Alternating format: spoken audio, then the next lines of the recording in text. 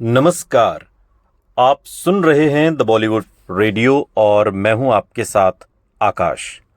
दोस्तों, आज के इस पॉडकास्ट में किस्सा राजेश खन्ना का है और राजेश खन्ना की पहली फिल्म का किस्सा आज हम आपको सुना रहे हैं। और ये पहली फिल्म राजेश खन्ना के करियर में फ्लॉप होकर भी मील का पत्थर कैसे बनी, इस पर आधारित है आज का हमारा ये पॉडकास्ट। राजेश खन्ना को बॉलीवुड का पहला सुपरस्टार कहा जाता है, हम सभी जानते हैं। वो भले अब इस दुनिया में नहीं है, लेकिन उनके चाहने वाले आज भी उन्हें याद करते हैं। लोग उनके अभिनय के आज भी दीवाने हैं। उनकी नई नई फिल्मों के वो इंतजार में रहते थे उस दौर में जब राजेश खन्ना अपने करियर के पीक पर थे। लोगों के बीच उनका गजब का स्टारडम था। आज हम आपको बॉलीवुड की उस फिल्म के बारे में बताने जा रहे हैं जिसमें पहली बार राजेश खन्ना नजर आए थे। फिल्म का नाम था आखिरी खत। अब आखिरी खत फिल्म भले बॉक्स ऑफिस पर वो कामयाबी ना हासिल कर पाई हो जो राजेश खन्ना को आराधना से मिलनी शुरू हुई, लेकिन फिर भी ये फिल्म कई मायनों में खास है। और यही वो फिल्म थी जिसने राजेश खन्ना के रूप में बॉलीवुड को पहला सुपरस्टार की झलक दिखाई थी। जिस फिल्म ने आखिरी खत साल 1966 में रिलीज हुई, जिसे चेतन आनंद ने लिखा और निर्देशित किया था। इस फिल्म से राजेश खन्ना ने अपने करियर की शुरुआत की थी और फिल्म का संगीत खय्याम ने दिया था और बोल कैफी आजमी ने लिखे थे, और गजब के बोल लिखे।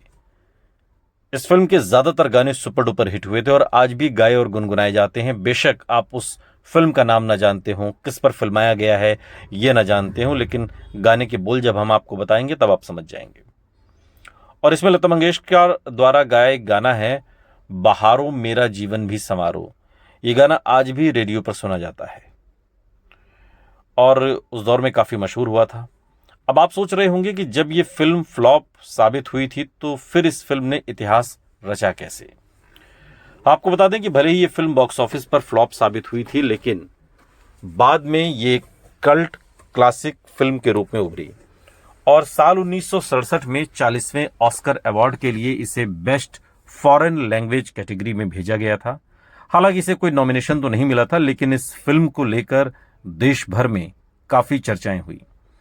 आपको बता दें कि बाद में इस फिल्म को साउथ में 3 बार बनाया गया।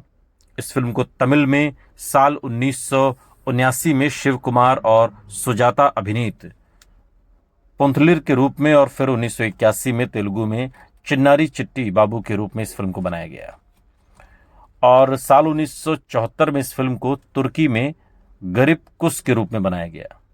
फिल्म की कहानी गोविंद बाली यानी राजेश खन्ना नाम के एक ऐसे शख्स पर आधारित है जो एक मूर्तिकार है, जो मूर्तियां बनाता है, और कुल्लू के पास छुट्टियां मनाते समय वो लज्जो यानी इंद्राणी मुखर्जी को देखता है और उससे प्यार करने लगता है।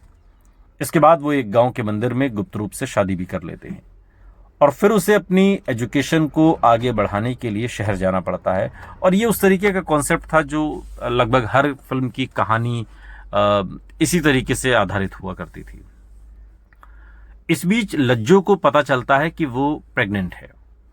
ये कहानी ठीक ठीक वैसी है जैसे आपने बात के दिनों में गुलजार की फिल्म मौसम देखी, या फिर थोड़ा और आप आगे बढ़ेंगे तो राम तेरी गंगा मैली। कमोवेश इसी कॉन्सेप्ट की शुरुआत इसकी भी ऐसी ही थी।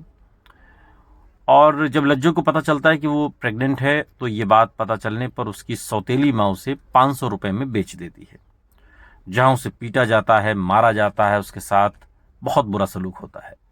लेकिन कुछ समय के बाद वो बंटू नाम के एक छोटे से लड़के को जन्म देती है और बाद में लज्जो अपने 1 साल के बेटे को लेकर गोविंद यानी राजेश खन्ना से मिलने मुंबई आती है।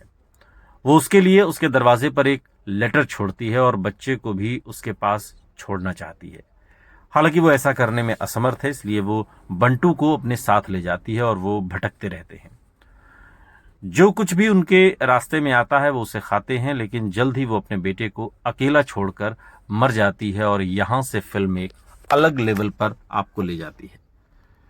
फिल्म में बेशक राजेश खन्ना, इंद्राणी मुखर्जी जैसे कलाकार रहे, लेकिन ये फिल्म दरअसल इसी छोटे बच्चे पर आधारित है और इस छोटे बच्चे से चेतन आनंद ने बिल्कुल नेचुरल एक्टिंग करवाई।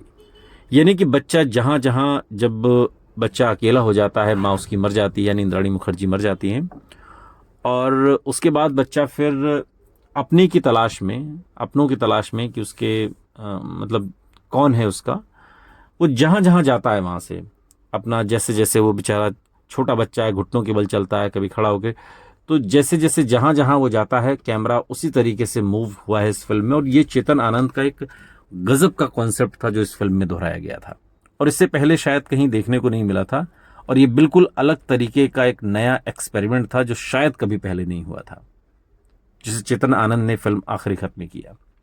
एक और खास बात है जो बार बार कहा जाता है राजेश खन्ना के लिहाज से ये फिल्म क्यों इतनी महत्वपूर्ण है।